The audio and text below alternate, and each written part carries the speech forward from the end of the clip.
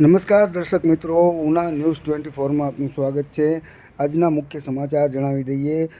ગીરગઢડા તાલુકાના તુલસીશ્યામ રેન્જમાં આવેલ નીતલી ગામના રેવન્યુ વિસ્તારના ખુલ્લા કૂવામાં શિકારની શોધમાં દીપડો કૂવામાં ખાબક્યો, જેની જાણ વાડી માલિક દ્વારા વન વિભાગને કરાતા વન વિભાગની ટીમ તાત્કાલિક ઘટના સ્થળે પહોંચી અને આ ખૂંખાર દીપડાને ખુલ્લા ઊંડા કૂવામાંથી તેમનું દિલધડક રેસ્ક્યુ કરવામાં આવ્યું હતું। ત્યારે ખાસ વાત કરવામાં આવે તો નીતલી ગામ જે છે તે જંગલ બોર્ડરને અડીને આવેલું હોય અને અવારનવાર રાની પશુઓ શિકારની શોધમાં ગ્રામ્ય વિસ્તાર તરફ પણ ચડી આવતા હોય। ત્યારે આજરોજ નીતલી ગામેના ખુલ્લા કૂવામાં શિકારની શોધમાં આ દીપડાએ દોટ મૂકી હતી અને દીપડો ઊંડા કૂવામાં ખાબક્યો હતો, જેની જાણ સ્થાનિક લોકોને થતાં સ્થાનિક લોકો દ્વારા વન વિભાગને જાણ કરવામાં આવી હતી અને વન વિભાગની ટીમ ઘટના સ્થળ પર પહોંચી અને કલાકોની જહેમત બાદ આ દીપડાને નું દિલધડક રેસ્ક્યુ કરવામાં આવ્યું હતું અને દીપડાને સહી સલામત બહાર કાઢી